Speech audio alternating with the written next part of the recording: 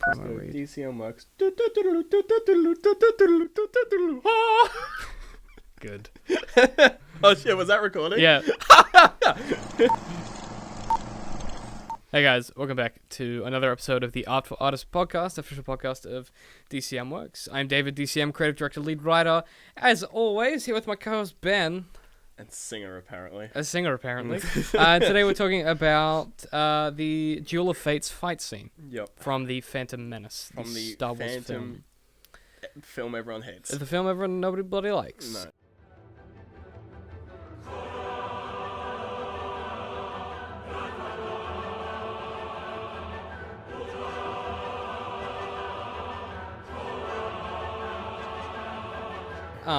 So I guess we'll start with the start. We kind of went through it chronologically just before. That's kind of the best way to do it. Yeah. Although, having said that, why don't we start with the weaknesses and the strengths, and then we'll go through it Yeah, chronologically. just overall, what do we think? Yeah. So look, it's fine. It's the strongest part of the film. It struggles.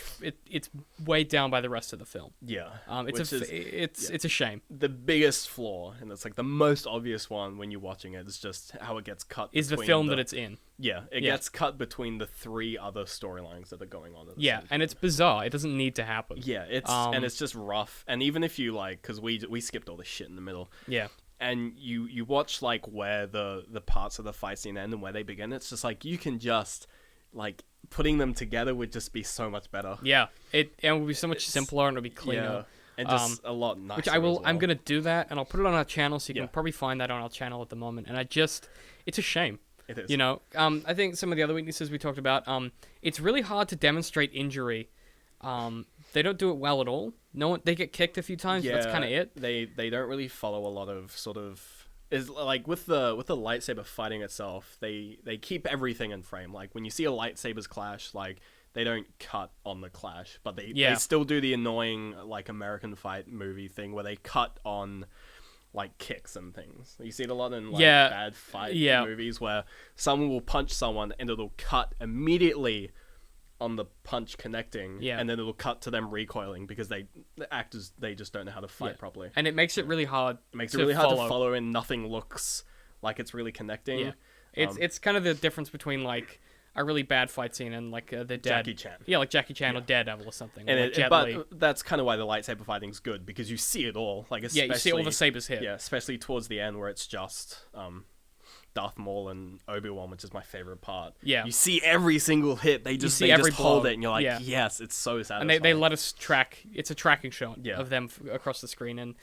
yeah, so one of the things they don't do well in this film is, those lightsabers don't seem to do any damage. They do it much better in The Force Awakens, where you can catch cloth with sabers, and you see that people come close to being injured. Whereas in this scene, it just seems like we're waiting for one blow to connect. You either get out unscathed or you die.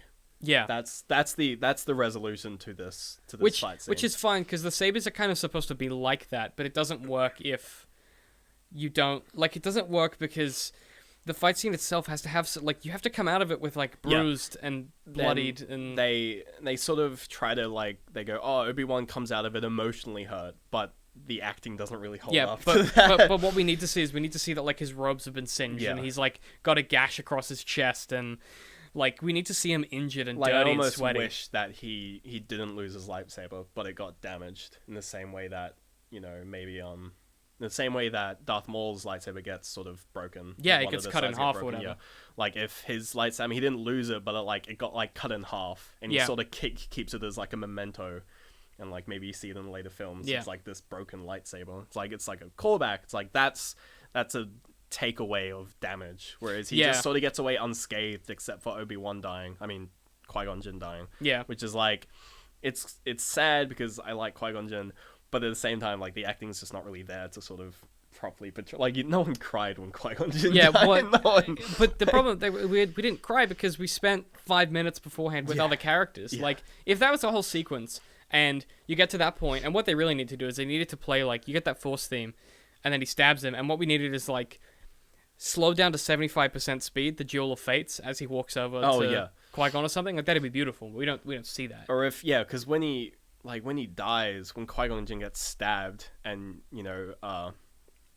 you immediately cut. Yeah, you immediately cut to fucking Jar Jar it's Binks. so weird. What, like, But like, oh. but could you imagine like how If they had held it, like, well, so he gets stabbed and Maul walk. One of the things we'll talk about in a minute is how amazingly choreographed that is. But then you get Maul pacing back and forth before Obi, and maybe in that quiet time you have it really quietly slowed down speed of that duel of sort fates, of like go inside and you let Obi-Wan's head. and you let sort of that thing. music crawl on your skin as you watch Obi-Wan try and work out what the fuck he's gonna do. Yeah. But it'd be so like it's so rich. Yeah. It's so rich, and they It's not there. but the strengths of it are that the stakes are super clear, as you said. You die or you don't. die, We understand the Even- reason for the conflict. Even when you go into the fight, you know, like, people are going to die in the sequence because it's just so... because it's a lightsaber fight. Yeah, it's a lightsaber It is fight. how they normally end. Yeah. Before the other... This is assuming that we'd just seen The Phantom Menace, because having seen the two films after that, we know that that's often how they don't end for some stupid reason. Yeah, there's They Until just lose a the hand. third film. Yeah, whatever. Yeah, that's all that happens. Yeah, but so one of the biggest strengths of this is that Maul's a really powerful character because he doesn't say a lot. He's characterized by his fighting and his actions, and he kind of becomes this, like, animal. But he's kind of caged at the start, and we'll talk about it in a minute as we go through it, but he starts off as caged, and when he ends, it's like Maul becomes uncaged, and that's really his downfall. I mean, like, not to be wanky, but, like, he is kind of like a phantom. Because he he doesn't say anything, he's not really characterized, he's just bad. Like, he just comes along and you're like, shit. He just comes along and he fucks shit up. Yeah, and especially the way he looks. It's just like, he's very characterized as just being a bad... He's just a bad time. He's a bad guy. Like, Yeah. and that's just the truth of it. I think that's really powerful. It's much better in the Clone Wars. When he comes back to life. He's a lot more interesting. And particularly, I think if anyone who hasn't, if you go and listen to Gabriel Bergmoser, who I interviewed last week, he has a movie maintenance episode where he pitches an Obi-Wan, Darth Maul anthology film set on Tatooine during the years between Return and Force Awakens, and it's brilliant. If you haven't listened to it at home, go listen to it. It's gorgeous, and it perfectly recovers the errors that fight made and makes it into what it should have been. But so we're just going to go through it sort of relatively chronologically. So we come off the back of Jar Jar dicking around in a field, and we get those doors slide open. Yeah, and it's a great reveal. That reveal is just, it's so satisfying. It's phenomenal camera work because you- the doors become the letterboxing on the TV, you know? And if you ignore the kind of bad edits they make, where they, like, basically they should have stayed on that shot of Darth Maul a lot longer. Oh, yeah, when it opens and he's kind of hunched over and he's wearing his cloak and the shot where he sort of takes his hood off. he hasn't yet looked up. I think that's so powerful. Like, he's still looking they down. should have kept that. They should have kept that as one long shot. Like, obviously the cut in the center to go to the close up, but like we don't need the awkward reaction. They throw in this weird reaction which clearly isn't, like, it doesn't look real because they're just like if they had filmed it in a way where none of those actors had seen Darth Maul, like, in his makeup, it probably would have looked a lot nicer. Because if they had, like, when you see him, you're like, dude, he's a fucking weird dude. And if those actors for the first time... Oh my god, that would have been so powerful. Because that's the first time the characters see Darth Maul. Yeah. But it's clearly not the first time the actors see him. So you can tell they're kind of just like, oh, it's Darth Maul. You're like, no one's believing you. Know what would have been great is if they're like, okay... he's going to be a regular dude, and they bring it up, and it's like, what the fuck? And you have to you say to Qui-Gon and Obi-Wan, you're like, you guys have to not react. You have to just, like, play it cool. Yeah. Well, could you imagine the complex acting that would go on, as in their heads they're reacting and they're trying not to react as people? That would come through as the Jedi trying to stay cool. Yeah. Because that would be so good. And like, that's so rich. And, like, the line where Qui-Gon says, we'll handle this, like, if the actors hadn't seen, like, that whole sort of interaction would have been a lot more powerful. Like, I wish they were never there in the first place, because then that breaks off into another storyline we end up following. But you're right, like, to fix that, it needs more gravity. And you do that with that lingering shot, with that reaction after the fact. We get this we'll deal with this line. It's the only line we get before the fight starts. And I think that's great. It's the only line we need. For the entire fight. Which is great, because that's what we saw in Return of the Jedi, where, Luke comes in and Vader's like, you've grown in power, but you're not a Jedi yet. And then it's on. And they draw sabers and they clash.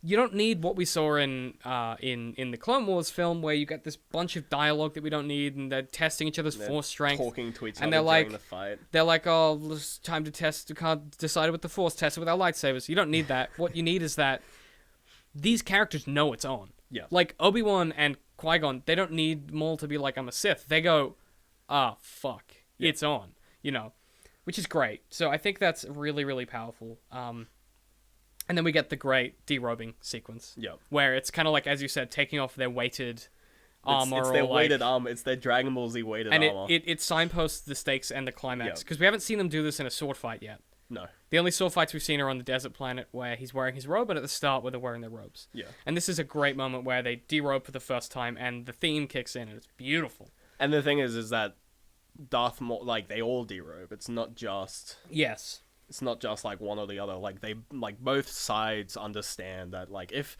it was, like, a case where, like, just the Jedi derobed, but, like, Darth Maul kept it on, that would be, like, a weird sort of power play where Darth Maul's basically saying, like, I can fight. This will take no time. Yeah, but because they both do it, it's like an understanding. It's like a weird mutual respect. Yeah, it's just like we are going to have a fight. This is how. And someone is and it's like it's the same thing with the stakes where it's just like we are going to fight to the end.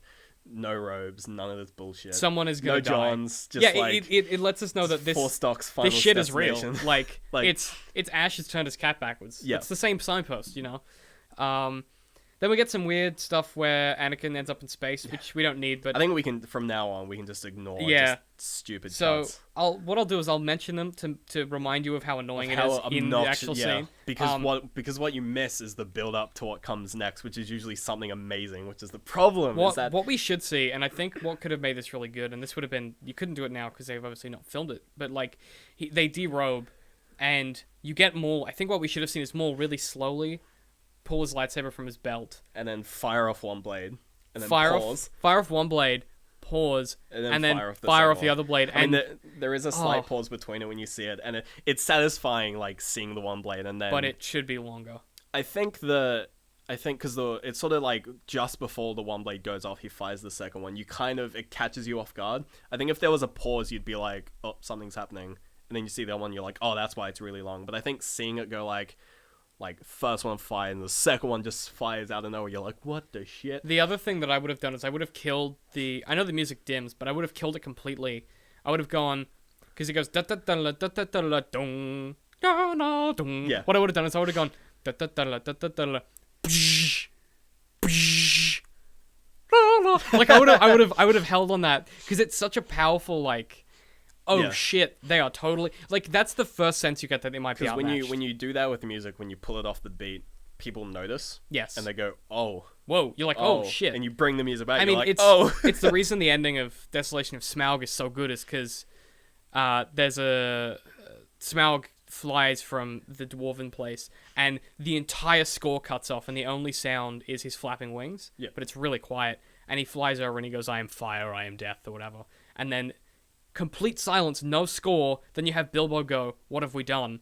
Fade to black, and then Ed Sheeran's beautiful haunting song, I See Fire. Gives me, I've got goosebumps just thinking about it. Beautiful. They could have done something similar where he ignites the saber and you get silence, and then we should have had the other sabers ignite. Then you get the music. Yeah. Because the sabers igniting are so. That's just like it's on. It's such a Star Wars. It's thing. like it's going. We're doing it. The fight's on. So that's how I would tweak that particular moment, but. Aside from the fact that the dual lightsaber was ruined in the trailer, I still think it's great. Because I mentioned when you said that, I was like, well, the weird longsword lightsaber from that happens episode 7 was also spoiled in the trailer. I think I read an article, or it was a video or something, where the reason they do that is, to make the trailer like talkable, like mentionable. It's not just like, oh, have you seen that trailer about the new Star Wars? Well, it looks good. It's just like, have you seen the trailer about the new Star Wars? What the fuck is up with that lightsaber? Yeah, it's great. Yeah, like it was. It's just marketing. And it's a little unfortunate that they sort of spoil. Yeah, but I mean, it's how the world works, I guess, which is unfortunate. But okay, so let's talk about the start of the fight. So straight off the bat, Obi-Wan does a flip. Okay, so here's the problem.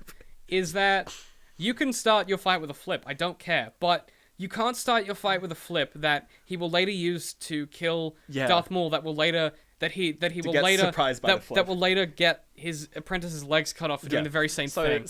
You can't do that. So the flip... Also, why would you do that? He would just skewer you. He would just cut your legs off. No, he would just go. You know what he'd do? You'd flip, and he'd go. Yeah. He'd just stab it up at you. Like the flip is just kind of like they clearly just wanted to set up the the part of Darth Maul fighting someone behind him and in front of him at the same time. which is That's sort of fine. power play, which But is fine. you know how you can do that? You make him walk around. You know how you do that? You have him run at him, clash blades, and just walk past. You have Darth Maul parry him behind him. Yes. Yeah, you have Ugh. him make a strike and have Darth Maul, Or, like do some real choreography. Yeah, Obi-Wan maneuver himself around the back because that's what you would do to try and fight him from both angles to Yeah. get him off guard. So like the idea is there, but just why? I don't understand. I mean, the idea is there, and then they were thinking they're Jedi. They wouldn't do any of this fancy fighting stuff. They'd just flip over him, which is unfortunate. Which they then proceed to do the rest of the fight as fancy fight stuff. Yeah, which is it's just jarring. Yeah, there's a lot of like ridicule on the most of the lightsabers fight in the prequels where they don't exactly swing for the opponent. But you wouldn't be. Well, because they're taught. Because like if you think about the way that you learn how to sword fight, pretty much what you do is you have about 4 or 5 blows where you're not actually trying to hit them. You're trying to get them off guard. Then you just kill them. Yeah, That's how a normal sword but fight. you still aim for the body. You don't aim for the tip of this. Well, that's true. But the other thing is that swords in real life don't bounce off each other.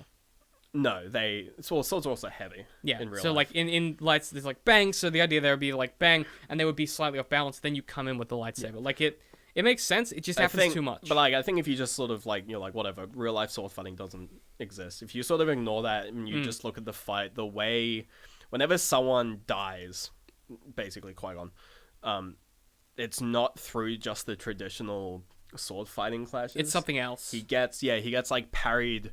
Like his lightsaber, the hilt of his lightsaber gets parried by the hilt of Darth Maul's. Yeah. I mean, Rey kicks Kylo Ren back and then gets him. So they do a lot of sort of it's like a lot it's of the dirty fighting that seems to win the fights. There's a lot of weird like lightsaber. Like whenever someone dies, it's always because of some weird combo to do nothing with clashing of lightsabers. Yeah. So it's just like some weird like parry to get them off guard and then just whatever lightsaber.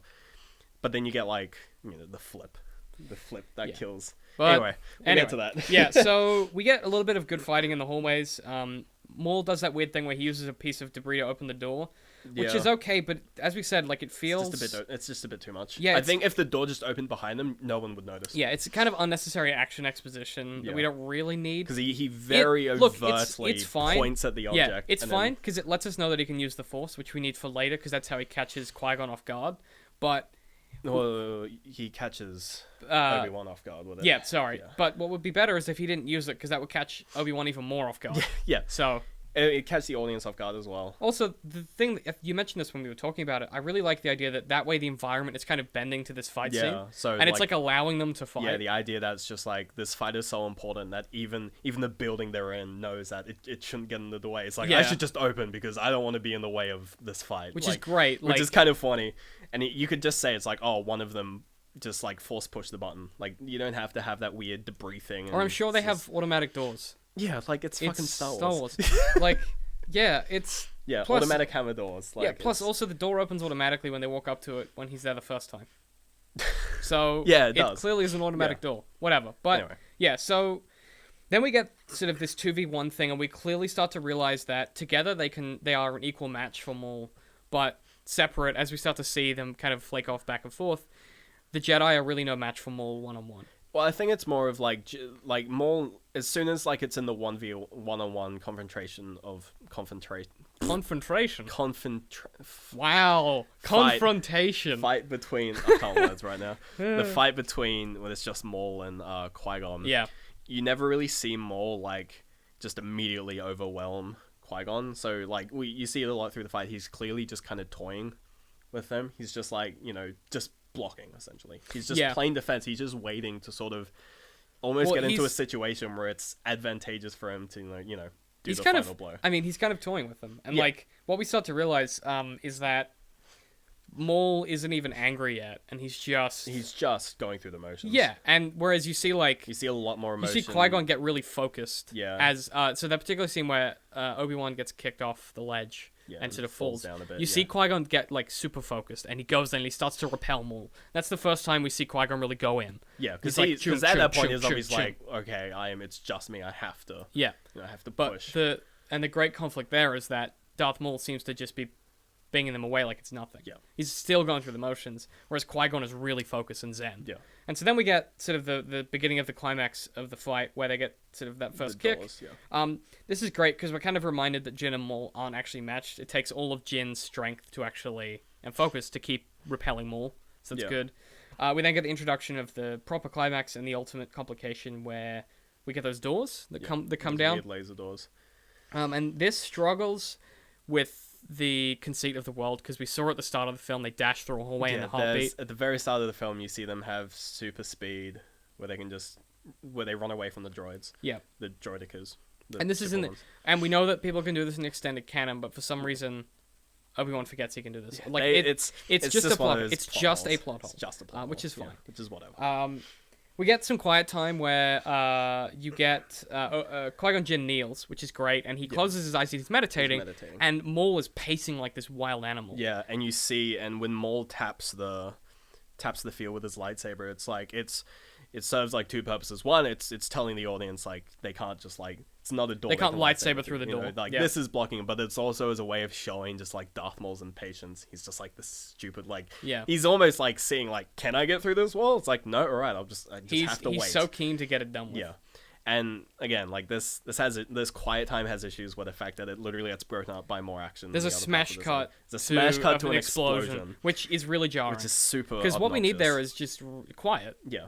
Because that's the point we need. And when it returns, it comes back to more like the sort of tail end of the quiet time, which is nice because it's like, all right, we're back to sort of. They give us half a second of quiet. They give us a little bit more, and then as soon as the doors open, Qui-Gon Jinn just goes in. He's ready. He doesn't even open his eyes. You don't really even see him like go through the motions of standing up and then going in. He's lurching. He just moves in. He's in, yeah. And he draws his blade, and it's on. Yeah. And it is on big time. And Qui-Gon Jinn he's sort of been preparing himself in that meditating moment. Yeah. And he's ready. And he goes. And Maul is blocking him. And we see you get the sort of shot of Obi-Wan like running through the doors and then getting blocked up again. Slammed, yeah. Which is kind of like as a viewer you're like, okay, whatever. Like if it's kind of annoying having that like 3-minute time period.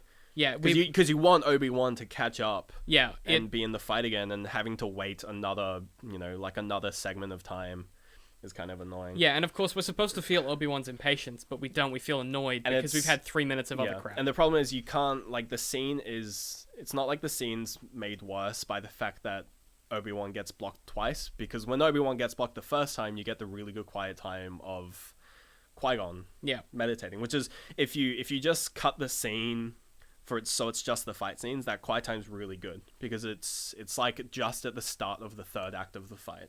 Yeah, it's the pause, and it's a really like the nice, quiet before the storm. It's a really nice quiet time. You know it's the moment in Lord of the Rings when they're at the White City and Gandalf and Pippin are sitting on the balcony, and they see the pillar of light in the background, and like cutting, and like if they'd cut it so that just Qui-Gon and Darth Maul make it through and they're still fighting, and then Obi-Wan just goes through, like you'd miss out on that, and it would seem kind of like, oh, there's so much going on. So I mean, it's as a viewer like that, like the plot of Obi-Wan getting blocked twice. It's kind of annoying, but like it makes up for it with what it gives you. Well, because the other thing it gives you is you get to see Obi-Wan react to the fight. I think you can't have the scene without Obi-Wan being stopped at the last door. It's just him being stopped beforehand. He's so close to helping. Yeah, it's like and you start the minute that scene turns and you start to see Maul. So initially Jin is repelling Maul, and then Maul gets the upper hand, and it's a very brief span of time between when that turn occurs and when the stabbing happens. Yeah, it just happens in an instant as well. Like the initial, like the sort of 1-2 hit. Where he just it's like blocks bang, bang. And stabs. It's just immediate. You're like, it just comes out of nowhere. You're suddenly reminded that this whole time Darth Maul has been holding. Yeah, and that's the thing, because you're just like, wow, he probably could have done that at any point. Because he's on the back foot, and then he just flips it around. He just goes 1, 2, 3, 4, 1, 2, stab, you're dead. Yeah. That's it. Like that's it. Like it's and probably the funniest part is just as soon as he stab him, you see him, he doesn't even look at him. He just turns around and walks off towards Obi-Wan. It's brilliant. And you're just like, oh my god. That's so well done, I think. That's some great character, because it's like, oh, Next, dead? give All me right, the next next one. one. Yeah. Yeah. It's really great. So I think that one's great.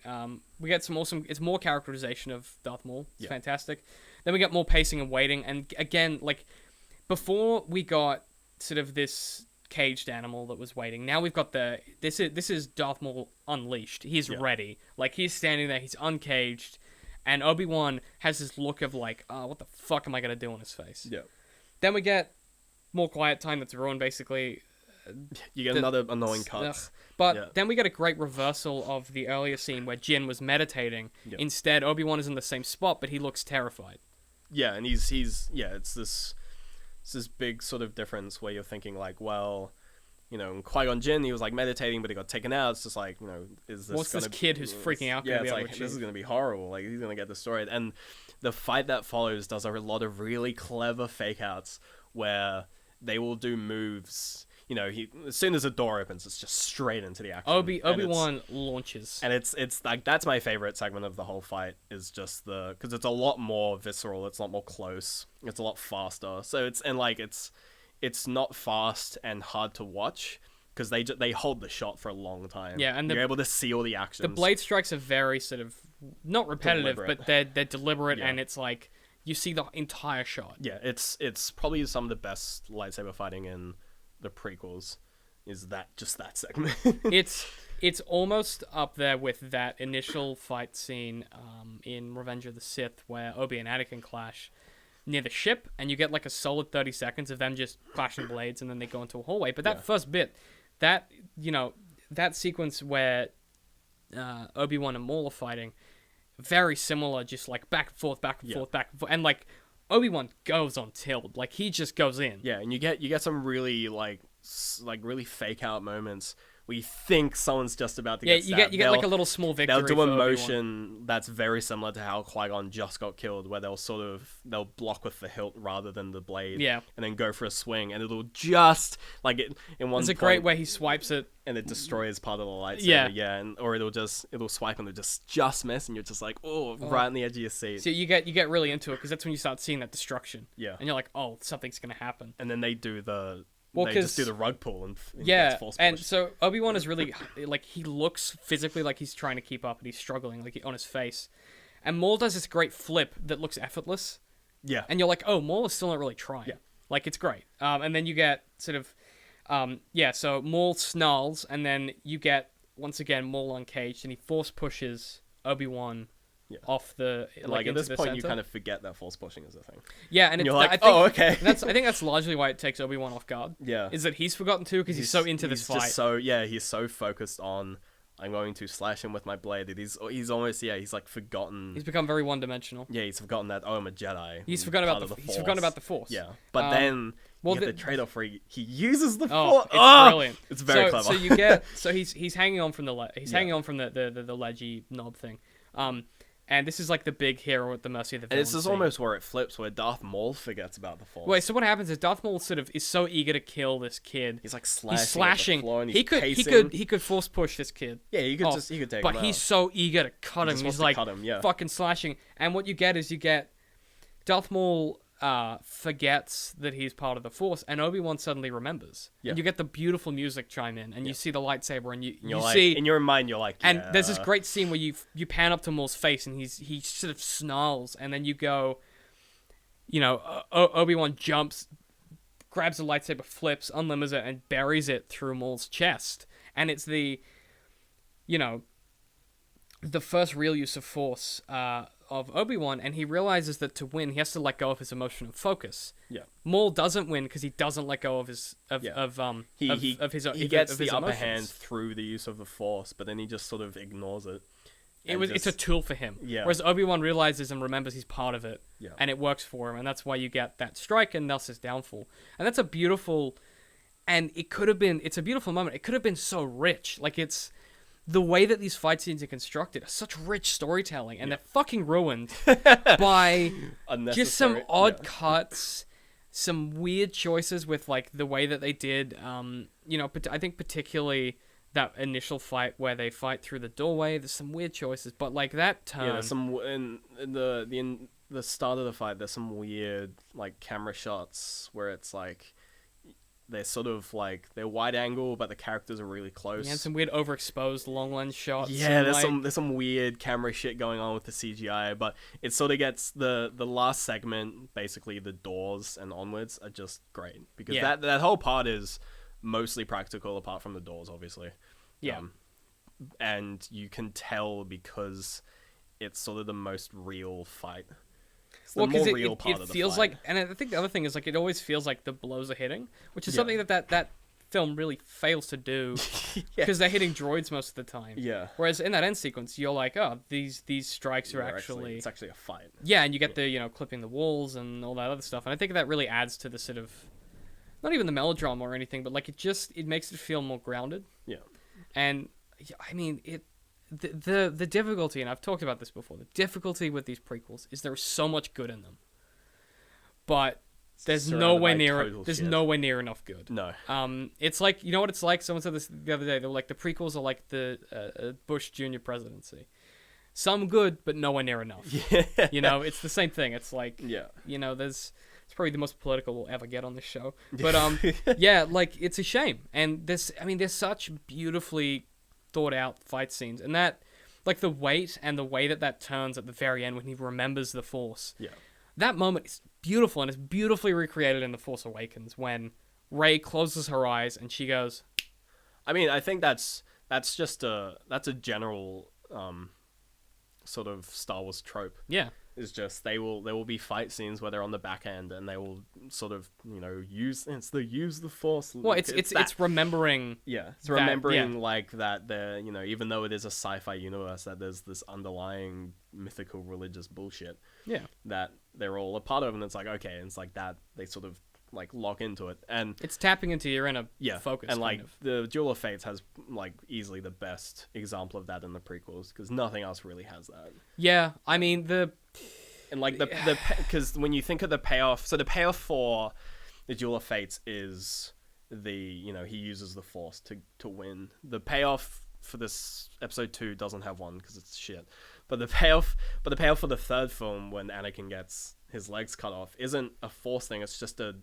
It's literally just like, don't jump at me, I have the upper hand. He screams it. He says, I have the tactical advantage, and he just gets cocky and jumps and dies because he just made a bad move. Like, it wasn't really... That's not a payoff. Yeah, like, it wasn't really based in like, like Obi-Wan... I mean, yeah, Obi-Wan's like, I have to use the Force to defeat my friend. I have to like disconnect the fact that he's my friend.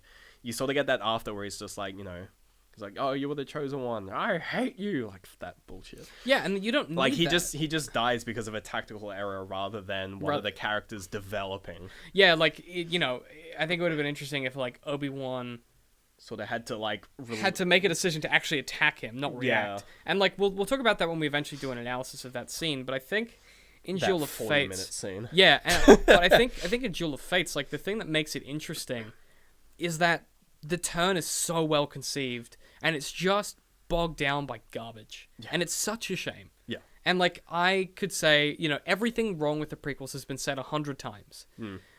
So what I do now is I try to focus on the positives, because there are good stuff. There's good stuff in there. There is good stuff. And this fight scene is one of them. And I think the biggest thing to take away from this is that turn where he realizes the Force.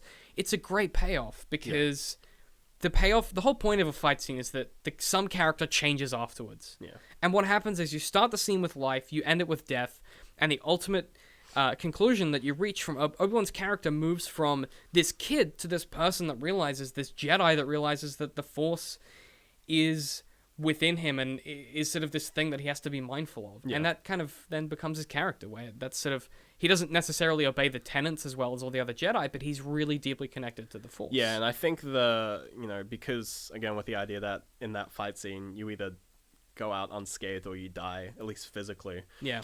Like, obviously the sort of, Obi-Wan comes out, like, emotionally scarred because Qui-Gon dies. Yeah. And they're sort of portrayed as being good friends, which is cool, because I like Liam Neeson. Yeah. But it's, the acting kind of falls flat, and you don't really see a lot of it. So he does kind of come out of it, like, physically fine and, like, emotionally fine. So the whole payoff of him, like, growing as a Jedi is really probably it's really all we're left. Yeah, with. It's all there's left. And you see it, like, when that might be the a opening, fault of the film, like, and like with the later films, like 2 and 3, you sort of see him like take on that whole role of being like sort of the wise one, quote unquote, even though he's still kind of cocky. Well, he's still like he's a bit loose. Like he has a Yeah. drink at the bar and stuff. Yeah. And he uses Jedi mind tricks on fucking everyone, which is always fun. Which is great. Yeah. But yeah, no, like it's a great like it's got great stuff in it. And a really good way. So, like, if you're constructing your own fight scene, it's a great thing to look at. I mean, it's like if you're making a fight scene, rule 1, don't put 5 other storylines in between your like parts of your fight scene. It's like that is the it's biggest. so simple. Like going back and I recommend that just watch an edit of Duel of Fates, like whatever we're putting up, or I think there's plenty of edits that They're just out take there. Duel of Fates, Yeah. and just get rid of all the shit. Like if you want to go watch Duel of Fates, watch that. Don't watch it in the film because you'll just be following all these different storylines, which is like one of them is Anakin as a kid, which we all know is just bad. One of them is Jar Jar Binks, and the other one is politics. And then you have a really good fight scene. It's like The thing that was most surprising about that is every time it cut away, we were like, oh no. yeah, Like every time it cuts away, we cuts knew away it was on a coming. climax. We've seen this Yeah. film like 8 And times. it's We just- knew it was coming, and we still were like, no. That means that fight scene must be so good. Oh, man. And it's like it's such a shame. You know, it's like you think back to like what they were thinking, and they were probably thinking like, oh, it just gets people like, it's like a cliffhanger. Yeah, but it's like 6 mini cliffhangers one after another. It's just like Yeah, and it's basically how they cut. Like the most annoying cut to me is where they cut halfway through the quiet time. with Yeah, 'cause that's what Qui-Gon you really meditating, need. 'cause You that's need what to you sit really on it, need, yeah. and then it smash cuts to an explosion. Ugh. It's just. But that, I mean, that quiet time is a beautiful takeaway as well. Like, it's really important. It is good. I love it for Qui-Gon's character because he's easily my favorite character in the prequels, even though he's in one film. Just because I like Liam Neeson. Yeah, he does a good job. Yeah, and he's like a pretty interesting Jedi in the extended universe as well. So seeing he's him fascinating, yeah. in the film Is really great. is really cool, and like Yeah. the meditation's really nice. Yeah. Yeah. I mean, I think that's probably pretty much about it. it's probably about it. Yeah. Yeah. Just Good sort of fight scenes. it's a just- great fight scene, just marred by a average It's just film. because of the film it's in. It Yeah, just it's has the issues. packaging isn't great. Yeah. But yeah, I mean that's pretty much it for this episode. Where can people find us, Ben? Twitter DCM _works. Yeah. YouTube with DCM.works. With DCM.works. A URL of our website is also DCM.works. Yep. We also follow hashtag AFAPod. Let us know what you thought of the Duel of Fates fight scene. You can hit us up in our email. That's all down below. Otherwise, that's pretty much it. So we'll see you guys next week or next episode. Bye. Because those 3 things are there, it's like it's exceptionally good. I could do it in a heartbeat and make millions, but it would feel like just gouging my soul out. Yeah, Jurassic Park's a little more like DDR. If Shrek is a fairy tale creature, can he actually own land and want to kick them off? Where did that come from? You have to make a lot of shit up to make good art. Yeah. That's just the truth of it.